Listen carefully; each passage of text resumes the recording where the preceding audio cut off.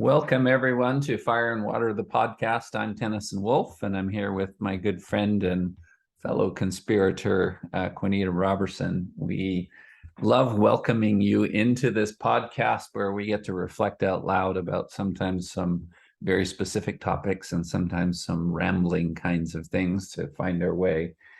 We do think of this offering as adding some wisdom and soulfulness, or inviting it, trying to create and grow some wise and soulful leaders as we go along the way. So welcome, and thank you for joining today. Today, Quinny, do you want to start? Do you want to roll with that a little bit? Did anything I come don't to you? know. I don't know.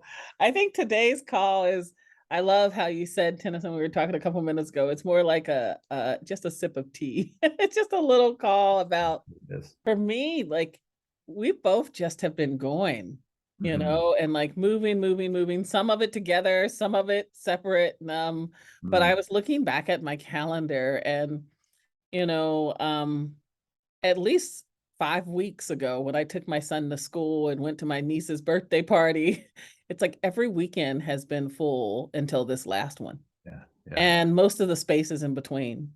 yeah. And I usually am not one that goes for that long, that consistently. I'm usually pretty good at rest in between in the pockets, but life just happened. Some of the stuff was planned and some of it wasn't, that showed up, but was important to tend to. And so, I have this question, like, how are we navigating the muchness of life when it gets full? And in what ways do I feel like, for me, that I'm doing that well? In what ways do I need to, like, lean in and practice a little bit more, something different?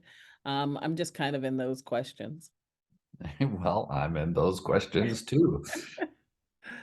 I'll pick up for a little bit. Yeah, I just feel that it's a Monday morning as we record this, and typically we record this so that it releases earlier in the month, and some of that busyness that we were in just had us doing some other things, and yet we've decided to come together and see what we come up with here today.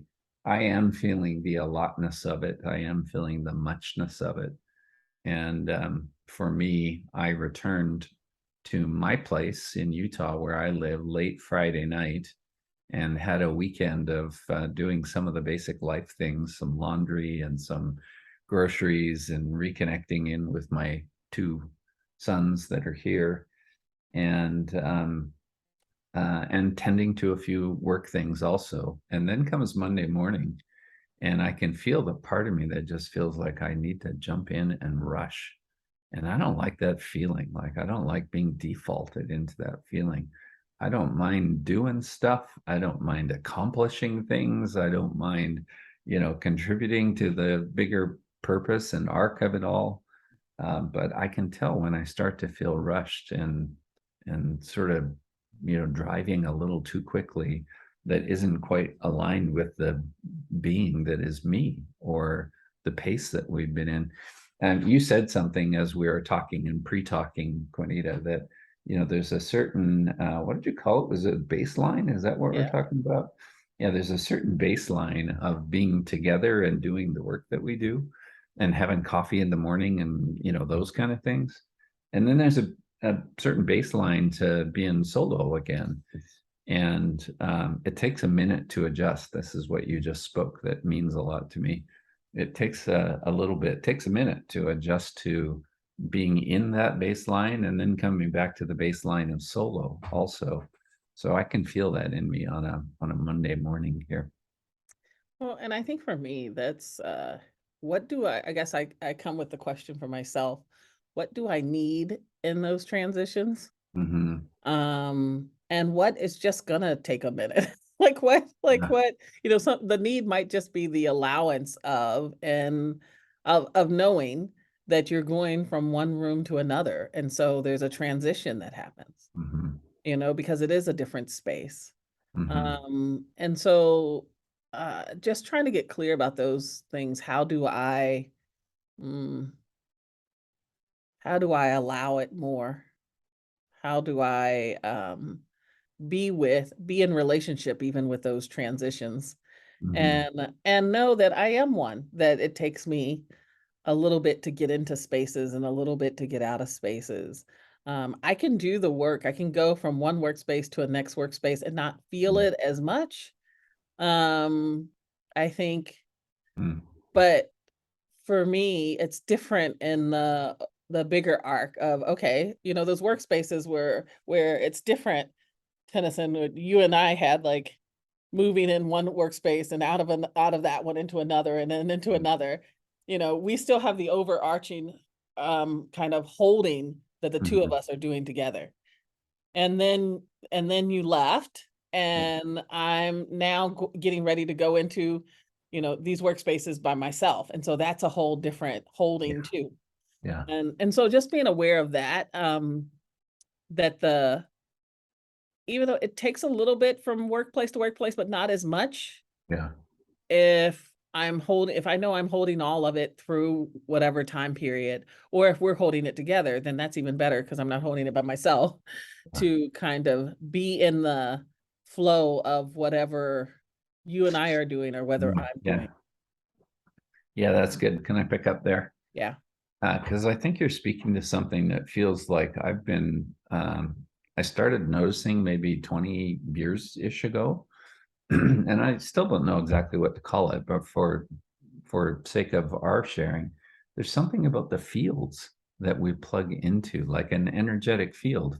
And I relate to it at the layer that is, okay, you and I, and in the most recent example, add Amy Houghton into that, Mhm, where we are waking up and saying, okay, what are we doing with this group of people? Is there a layer of overnight news, mhm, improvements, evolutions of what we feel compelled to offer with them? And and it's like when we're together, I feel like we're kind of plugged into a stronger current together, or I don't know what to call that, a deeper current together. And in the moment when it's happening, it just feels oh so natural. And when it's done, in other words, I return to my home in Utah, Amy returns to what she's doing, you return to your space. When we unplug from that field, all of a sudden it feels very noticeable to me. So mhm, that the current changes, the strength of the field or something like that. And I know that as a truism, if you will, in just being with groups along the way, where if I used last week as an example, we're together with a group of 20-ish people, 20 to 25 people in a room for 3 days or 4 days. mhm, And there's a way that we come to just kind of sync together or sync up or be plugged in with one another. I don't know what metaphor to use there, but it feels very real to me that when that's done, ooh, what felt like it would never end or never change changes pretty quickly. mhm. So I think I'm relearning a pile of that. And it points back to some of what you're saying. It's like, what does it take to just be, you know, conscious, aware, awake, and kind with the reality of all of that? And that's true probably for all of us. I think another thing that, I think all that you said, yes, and, another thing for me in the space of we're traveling again more Hmm. is, just getting used to that rhythm as Hmm. well, Hmm. because I've, like, forgotten the rhythm of, "Oh, yeah, how long does it take me to not only travel to someplace, like, actually time-wise to get there and get back, but Hmm. the time that it takes to even recruit from traveling," Right. like, because there's energy in that, there's energy in getting someplace. Hmm. We have a pretty good rhythm of wanting to arrive, not on the day that we're doing the work, but to have at least a day ahead to be in the space and to kind of get the energy of that space together. Hmm. Um, and there is the time, like we have a couple buffers of that, I think. When you come here, there's the buffer of you getting here, Hmm. usually, and then the buffer of, okay, now we're going into the work. This time we kind of didn't do that. We went straight into work the next day, but it was something Yeah. that we know we can go into, and we did fine, and then had a buffer for the next set of work. Yeah. I think that one of the things I feel like we're sort of revisiting some obvious things, right?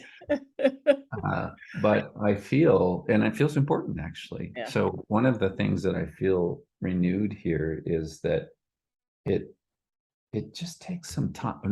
I'll say it more personally. I need some time to be able to shift between those spaces. And whatever happens in belly and heart and in mind, I feel like I can try to shift my mind pretty quickly and enjoy that. But there's a way in which, like, my belly, has a different speed it works at, yeah, or in the transitions, or my heart has something. And I suppose I'm resisting a little bit here, in that I don't want my heart to have to work at warp speed to keep up with my mind, something like that.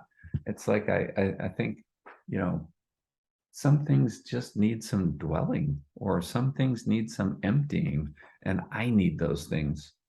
Um, I told you that I just listened to a couple of our dear ones podcast. It's Libby Smith, and she had Aaron Gilmore on as a guest. And so I was listening to it, and they were talking a little bit about what it's like for Aaron to return into quote regular work from a 3-month sabbatical.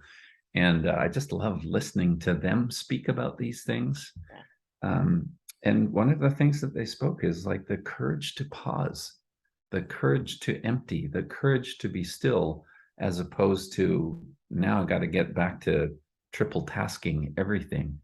And I know that triple tasking is a part of life sometimes. I'm not trying to deny those things, but boy, there's something about holding ourselves and others in the transitions with a kindness, which I suppose is what I'm looking for mostly with myself, instead of feeling like I need to heroically belly up to the bar of, massive multitasking. Ooh. One of my teachers years ago said to me that one of the reasons that it's so exhausting when we're doing spiritually healing work Mm, is because the vibration of spirit is a lot quicker than mm, the physical vibration. mhm, So when we stop, it's like our bodies have to catch up to our spirits, mhm. and it's exhausting. Yeah, And I wonder with that, if, the deeper we go in the work, the longer recovery time we have yeah. on both sides. And how so often I think we just treat it like every other work, or like Mhm, how we've always done it. But, someone was joking the other day because I said this work requires a lot of horizontal time. mhm, And it's that space in between. Like we can't keep going at mhm, the same pace if we're mhm. saying we want higher vibrational work. Oh gosh, that's good. And, I think that we can forget that and treat it like we've always done it, Yeah. instead of saying, no, we can't do this. Even like I think about like we meet just our regular meetings, we have 3 times a week for an hour and a half. Yeah. And I often will say, it takes me even an hour to get in. Like Mm, I'm just getting in and I feel like, oh, it's time to end. mm, And it's how, and I don't know how we accommodate that, especially being in different geographical locations. mm. But it's a question for me. Like, how do I um either get in quicker, or set up a different rhythm to know that it takes something different to get in? Yeah. Yeah. Oh, I'm really drawn to or just know that it takes a something different, because I'm playing with metaphor a little bit here and trying to interrupt some of the speed pattern. Yeah. So, I know I have some of that speed and efficiency story and pattern and default and all of that in me, and runs in society. And so there's something energizing about it, but also fatiguing too. And then I'm thinking just of more physical metaphors, like if you run a marathon today, I have not run marathons, that's not in my body. But if you run a marathon, chances are you're not going to run a marathon tomorrow Yeah. or the next day. Like maybe it's a week later or something like that. But Yeah. there's a naturalness to the pause or the space in between that in that scenario is kind of replenishing the body. And I think there's something important here that we're touching about what replenishes or maybe just rests the Yeah. spirit so that it's ready to go again. It never feels like a totally off to me, but it's just like, let's not run marathons every day of the week. Yes. Wise and it's not kind for this And body. what are those different layers for us individually Yeah, and for us collectively? yeah, totally. So, because I think right now we're talking a lot about, kind of us individually, but I Mhm. think of us as a team, or even if I think Yeah, about our fire and water group, what's the, we have stuff as pace in between it, like yeah. what's required for whatever it is that we say we're up to at the moment. Mhm, mhm. That's good. So let's pull it back. You and I, like we start out with this 5-minute conversation that turns into a 50-minute Yeah. conversation, and then it turns into a lifetime of learning, right? There's all of this. If we just try to pull this back a little bit into, okay, given everything that we shared here, you and I can both speak to it. What's the connection or the insight that we bring to living as human beings in these days, these times, so that maybe comes back to a simple insight or a simple practice. Let's do that. Juana? Yeah. The first thing that comes to mind is it's Mm, this question for me of what restores kindness and love.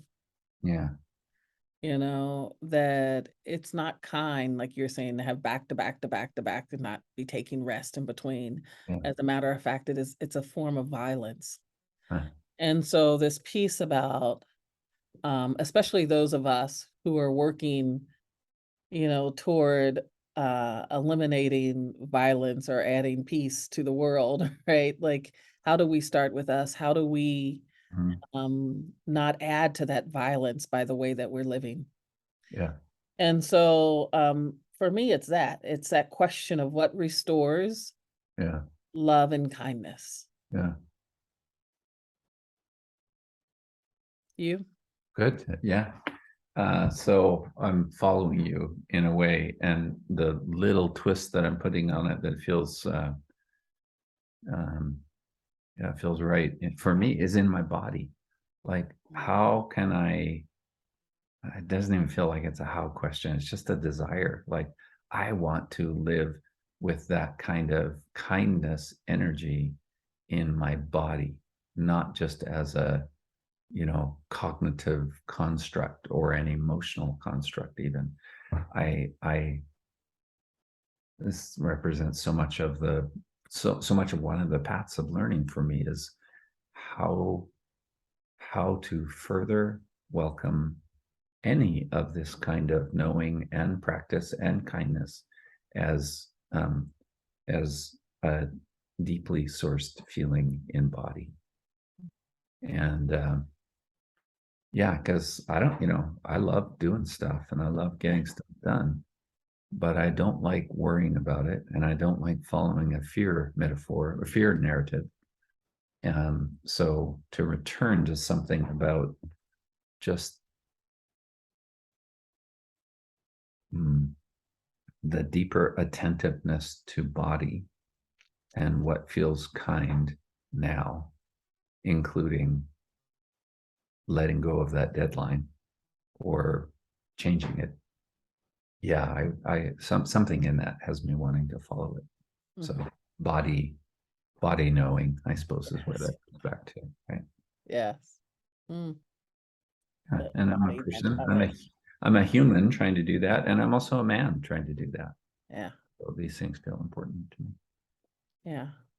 Me too. Cool. You That got sounds anything good. else to add in there? I just I just think that so much of it for me is coming back to the question that I give to a lot of my coaching clients in each Hmm. moment. If I were loving myself, what would I be doing? Yeah. And our decisions, and some of it Mm. is that loving myself and loving others was the 5 weeks of going, going, going. Yeah. And some of it is, is saying, nope, I'm not going to do this at this point. Now I'm Um, watching Columbo.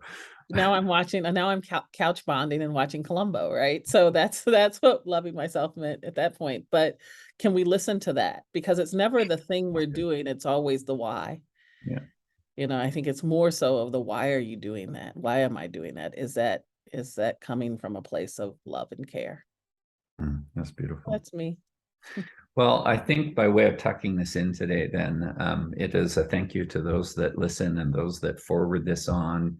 In a way, Juanita, what we often do is we try to think and feel and imagine and wonder out loud with one another. And I know a lot of the people that we are so closely connected to are doing their versions of think and feel and wonder out loud and all of that. So I think what we're offering here is at least some of the unscripted real timeness of sorting through such things in a conversation over a sip of tea or a sip of coffee. So thanks to everybody who listens and for the contributions and support that any of us are making towards a kind of awake or conscious way, more conscious way of living. We appreciate the commitments to wisdom and coming of age and soulfulness here. For more information, there's a couple of places that you can go to. One is we have our shared website now, Juanita, qtwisdom.com. We continue to each have our individual sites, nizuzu.com, tennysonwolf.com. We've got our fire and water site, but you can get to all of that through the QT Wisdom site now. Thanks for joining, everybody. Yeah. Thank you.